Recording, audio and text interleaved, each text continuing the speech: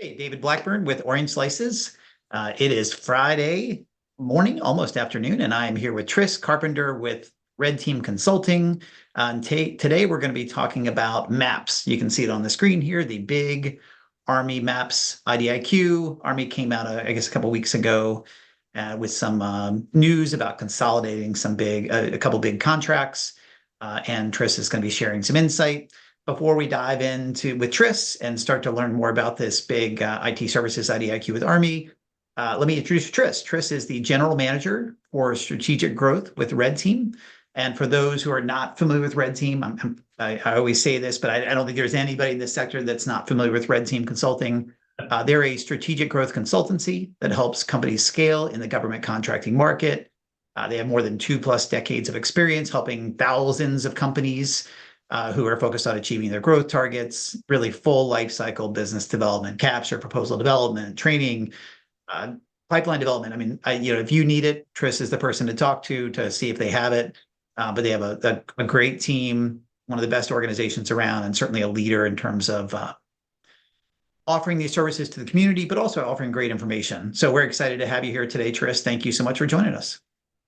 Yeah, thanks, David. It's great to be with you today and to share a little bit more about what we know so far, at least for the Army MAPS acquisition. So that is the marketplace for the acquisition of professional services.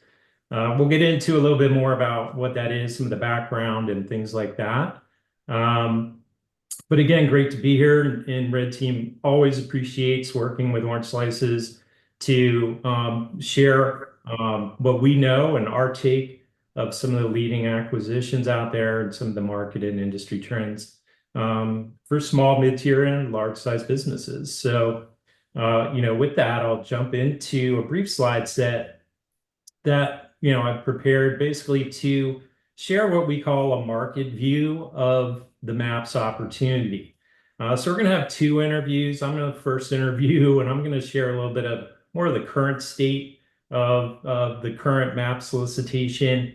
And then we'll have a second interview with Joe Salgado, who's our general manager of GWACs and IDIQs, to basically share his thoughts on how to get ready for bidding MAPs and capturing and things like that. So, I wanted to provide just a quick snapshot of the broader Army IT investment and spending picture, looking back really over the last 3 years. And, we look at Army overall from an IT and professional services perspective. What we see is, relatively flat overall spending in terms of contract obligations. So right in between, 19 to 20 billion per fiscal year. We also look into what are some of the leading funding offices.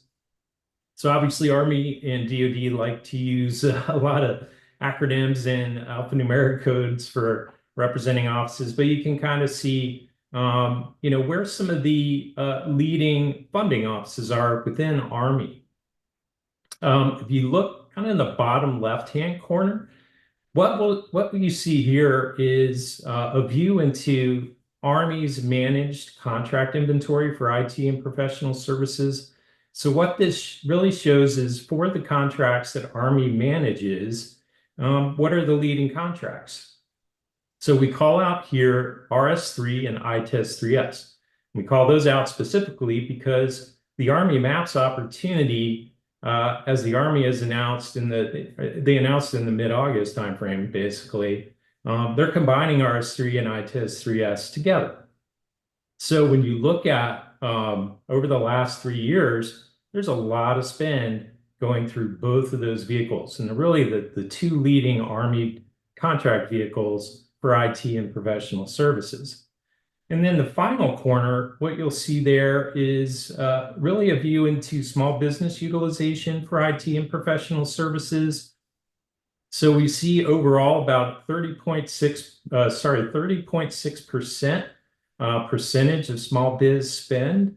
And then we even broke out some of the specific socioeconomic types for that number. And what you'll see here, 8A spending leads the list and then followed by woman-owned small business. So that's kind of interesting, right? Because you would assume it would be SDVOSB. But these are all just kind of current snapshot pictures looking back, over about a 3-year period. So what is MAPS? So we put together a quick opportunity summary of all the latest information that we know at this time. So the vehicle itself is anticipated to be about a $50 billion vehicle. So that's primarily being estimated when you combine the roughly $37 billion RS3 ceiling with the ITES 3S ceiling. So you get to about 50 billion. So definitely a large opportunity, right? But then you look at the duration. Right now, it's still kind of TBD, but it's likely going to be a 10-year period of performance, likely with an additional 5 years of task order performance. So last date to order probably within that 10-year period. And that likely is going to be a 5-year base with 1 5-year optional ordering period. So competition type, again, listed as undetermined by Army. However, we anticipate it will be a collection of small biz set aside and full and open unrestricted prime award spots. So this is going to be an agency specific IDIQ, likely a tier 2 contract vehicle. So not best in class, and we'll talk a little bit more about that. Final RP for now is being estimated as February 25, with an award in May of 27. So you may say, why such a long evaluation period? Because basically the current RS3 and ITES 3S vehicles expire in 2027. So they want to have plenty of time to evaluate, handle any protest actions, things like that, and then award in time for the expiration of the predecessor vehicles. Contract type, in TBD, but likely a collection of FFP, cost plus, task orders underneath the IDIQ. Is anticipated to be best value trade-off. They are talking about a points-based scoring approach, similar to some of the other recent major IDIQ and MAC competitions that we've seen. And Joe Salgado will get into that in more specifics in our next interview. So primary NAICS, this is very interesting. Primary NAICS 541715. So that is an R&D NAICS code. So you may say, okay, what's special about that? Other than that, it is an R&D code, which is really the current RS3 vehicle also as a primary NAICS within the R&D space. But this specific NAICS code is an employee-based size standard. So what does that mean? Basically, to qualify as small, you just need to be under 1,000 employees. It should be noted there are exceptions that actually increase that size standard, but baseline 1,000 employees. So now a lot of businesses that, mid-tier especially, that would not qualify as small under, say, a revenue-based size standard, can now qualify as small under an employee-based size standard. Now, it's important to note that is the primary NAICS for the IDIQ. It is anticipated there will be multiple NAICS codes used for individual task orders. So then you might have a situation where you're small at the IDIQ level, but not small at a task order level. All things that they need to work out. So again, multiple awards, multiple incumbents under RS3 as well as under ITES 3S. Anticipated spots for MAPS is likely going to be, 200 to 300, perhaps more. And we listed some of the key POCs. Jeanette Brush is the CO for MAPS. So scope-wise, incorporates engineering and IT services, RDT&E, logistics, acquisition, strategic planning, and education and training services. So basically, this is going to combine RS3 and ITES 3S. RS3 is traditionally an RDT&E focused vehicle, whereas ITES 3S is IT services. So it's bringing the two together, and they might even add logistical services as well. So the primary agency buyers, really, it's going to be Army and all parts of Army, but it's also open and currently the predecessor vehicles are currently utilized by the service branches in the Fourth Estate. So what are some considerations? Army is planning to hold a MAPS Industry Day. We heard end of fiscal year. That's, I think, been updated to end of year. So probably November, December timeframe, if not, maybe a little bit earlier. Now, it's important to note, for MAPS, PEO EIS Enterprise Services is performing as the program office, while ACC to Aberdeen is serving as the contracting office. So very interesting to see how they've divided that up. So as you know, a next step, okay, what does that mean? So PEO EIS group and the Enterprise Services group you see there, Bill Hepworth is the PEO for PEO EIS. And then you have Reginald Shuford over the Enterprise Services Group. So you probably recognize a lot of these acronyms. These are major program initiatives and contracts under each of those areas, but it would kind of fall in that same lane as ALTES and others. For Aberdeen, this is a good snapshot of the ACC Aberdeen group, and likely the mission support area under Aberdeen, and even more specifically, the source selection support COE would likely have a pretty active role in the MAP solicitation. So when we take a look at a comparison, right? So this is two major incumbent vehicles being combined and consolidated. That's a huge effort.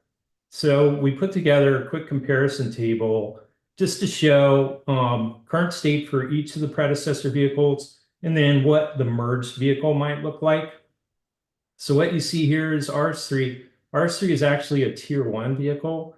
So that's, when you talk about category management, you talk about spend other management. Tier 1 basically just means it's usually a agency specific IDIQ that doesn't really have a lot of the visibility that a tier 2 or a best in class vehicle would have. ITES 3S is currently a tier 2 vehicle. So that's more of a multi-agency solution, government-wide, as well. So likely MAPS would fall in that tier 2. They're indicating so far that it won't be mandatory, but it likely could be a mandatory Army vehicle, meaning Army would have to look to that vehicle first. Targeted users are similar. We talk about things like labor categories, so they're going to have high level and low level suite labor categories potentially. Also, I talked a little bit about points-based scoring.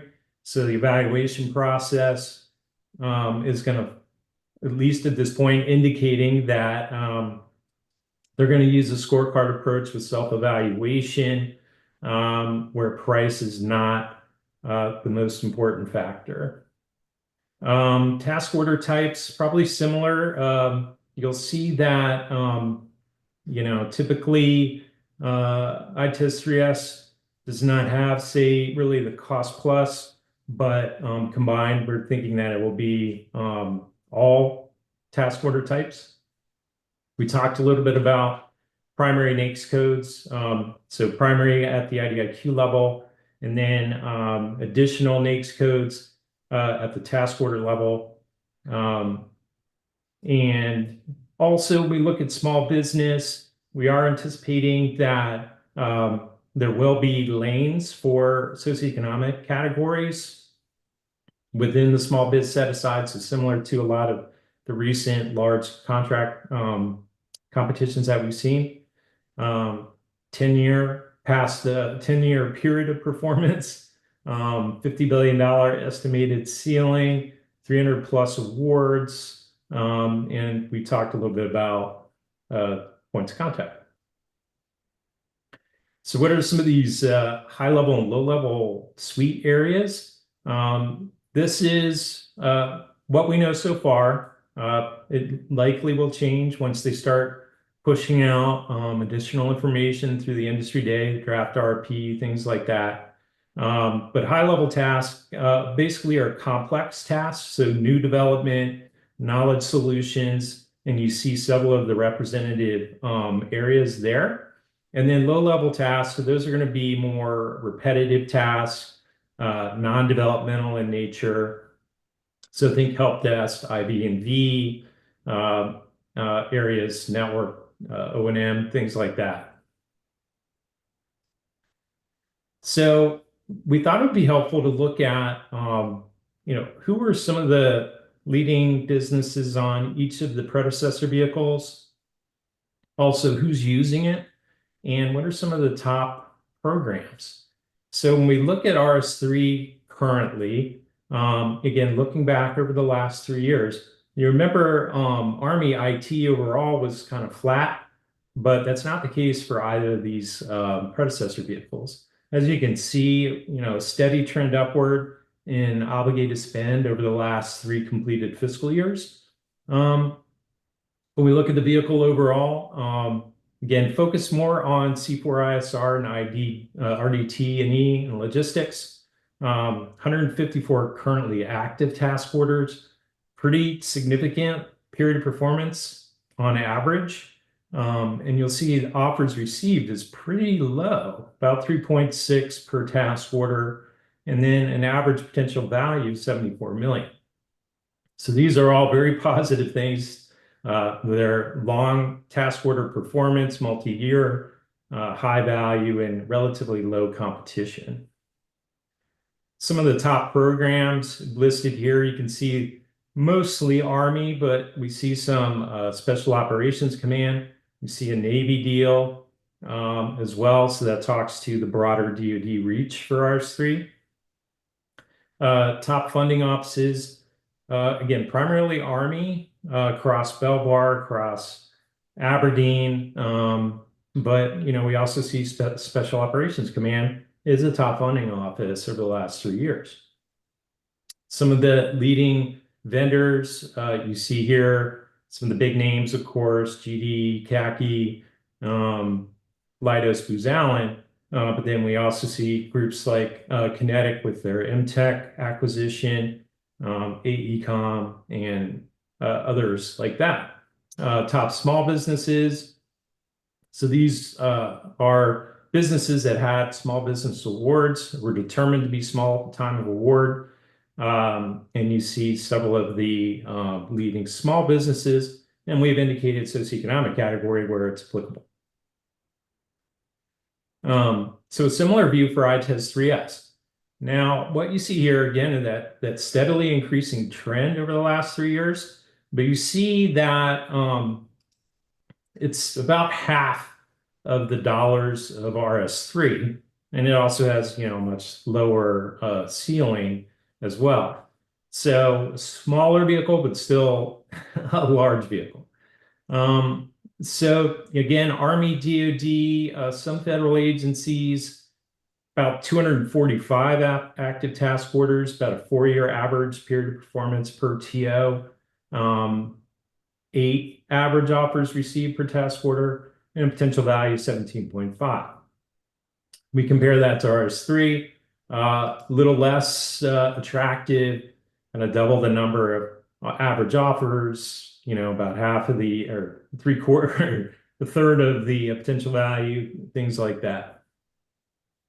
Some top programs, again, you see a lot of Army, but now we see Also Air Force, we see DISA, even some Homeland Security kind of thrown in there. So you do see some civilian buyers, agency buyers for ITES 3S. Top funding offices over the last 3 years. Again, primarily Army, do see Special Operations Command again, but also we see Air Force and DISA popping in there as well. Top large businesses, so again, some big names, SAIC, IBM, CACI, GDIT, but then also some broader organizations and some of the leading small businesses as well under ITES 3S. So then we say, okay, what does the recompete landscape look like?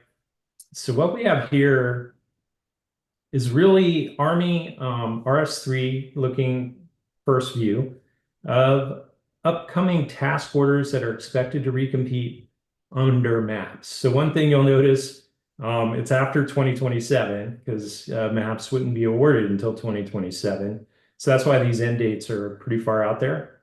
But these are active task orders under RS3 that likely would recompete under MAPS if MAPS is able to be fully awarded by 2027.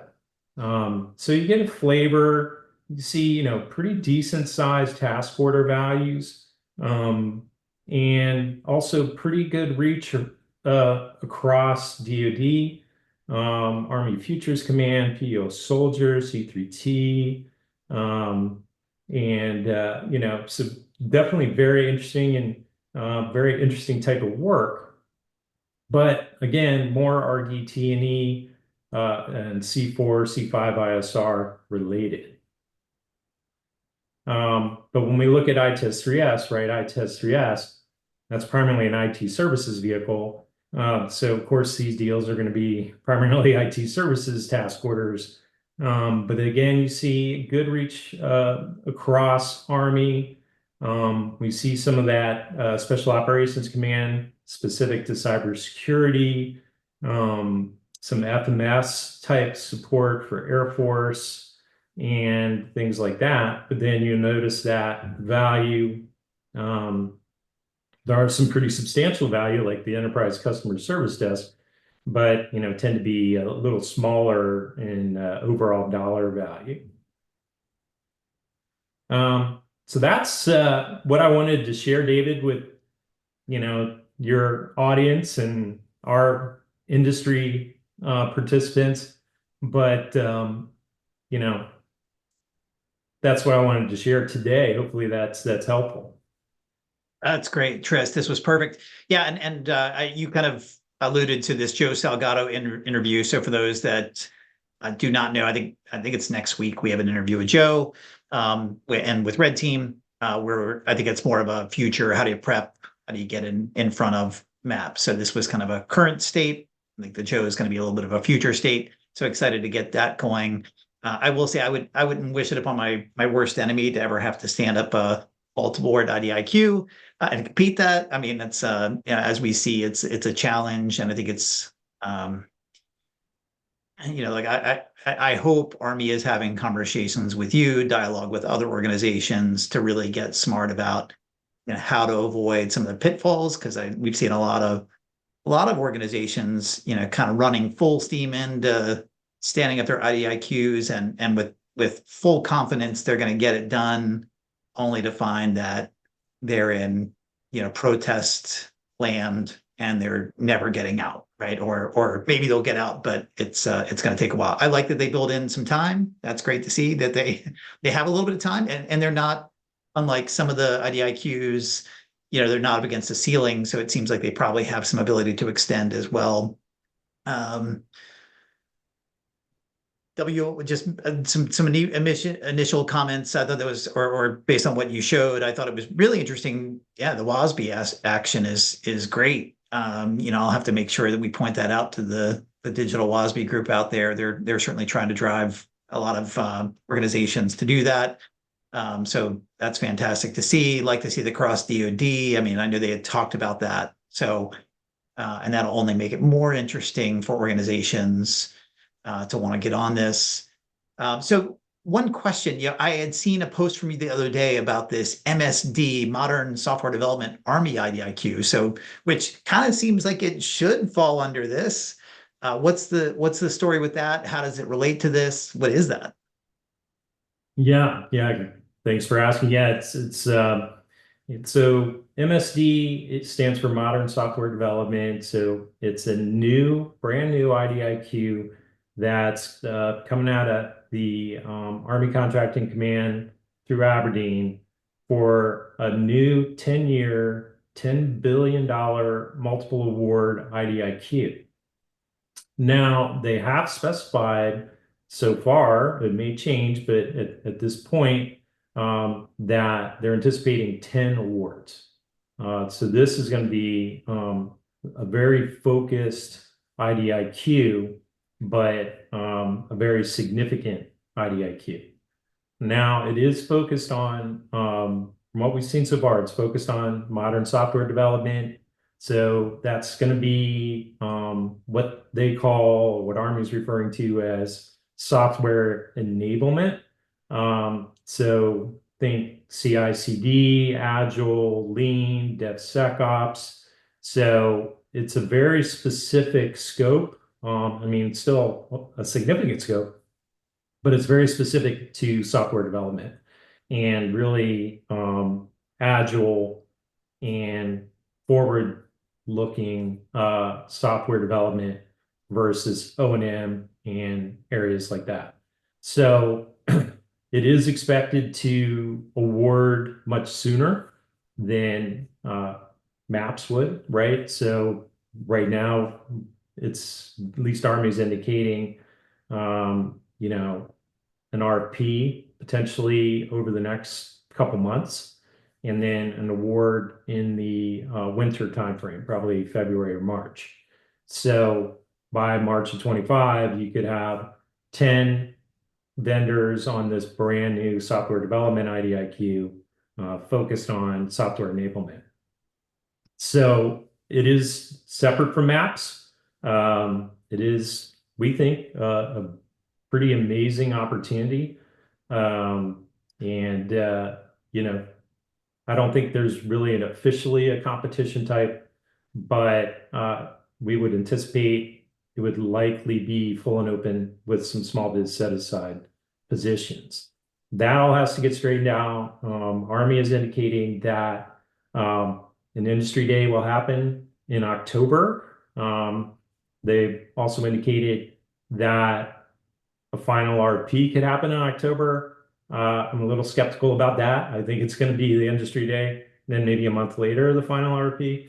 So I would, plan on potentially more of a November, December RFP release with a, February, March award timeframe. But again, very interesting. Doesn't get a lot of press, I guess, because it's got kind of a plain title. Anyway, yeah, very interesting. Look, I mean, $10 billion, modern software development, agile software development, it should be getting a lot of press. Now, and I think I just heard you say it's unrestricted. So it's going to be 10 largest with some small business set aside requirements. Is that what you're anticipating? I mean, it's not determined yet. Yeah. So likely it would be a mix. So at this point, we can't say definitively either way. I think they're still going through the process of defining the vehicle and then would share more information during the industry day. So they have gone through a market research cycle, and I know they're likely continuing to refine that. So at this point, it's TBD, undetermined, but likely would be a mix of full and open and small biz set aside. Okay. All right. Yeah. Yeah. I mean, it certainly, with 10 awardees, it's still worth a good hard look, I'm sure. And especially from a lot of the companies you just mentioned who are on ITES 3, I'm sure that's going to be a primary vehicle for them. Be interesting to see how that plays out. If they end up getting both of these IDIQs awarded, they can arm wrestle over which contracts go where, and that'll be interesting. because a lot of those tasks I saw that you had in there, I'm sure have modern software development components. And so cross that bridge when we get there. Yeah, definitely be Okay. some overlap. I think by the time MAPS gets awarded and stood up, it would be, almost 2028 at that point. So, this vehicle could be 3 years in by that point. Well, good. Well, again, I will include. Thanks for the time. Like, it's always great to hear this. I get that this is at this point it's kind of a conceptual. This is what it might look like, and I think that's. But if you're prepping for this, this is when you need to get out in front of it. I'll make sure to include a link to your profile, to Red Team. It's right here on the screen as well, but I will include a link in the where we post this. I'd certainly encourage you. Look, if you're looking at whether it's at the modern software development IDIQ, whether you're looking at maps or anything else, really, certainly IDIQs, but task orders, contracts. Red Team's a great organization to reach out to kind of get a feel for what's going on, and they've had a lot of success winning these vehicles for companies. And finding organizations that have that track record is hard, right? But nobody wants to, in this crazy world, you do not want to go it alone. That's all I can say.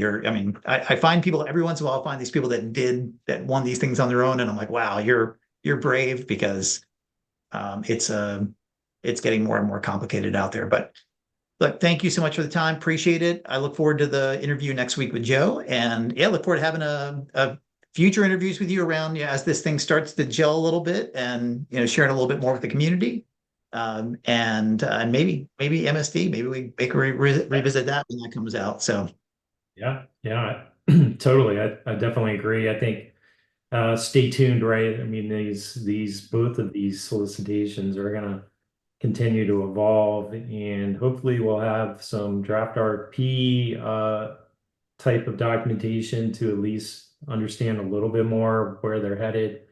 And I think that should be coming soon. So, we'll continue to kind of follow that. It's our daily life is following these types of opportunities. So, but David, really appreciate the opportunity today, and look forward to our next conversation. yeah, me too, Tris. You guys are the best. Red Team's the best. Very much appreciated.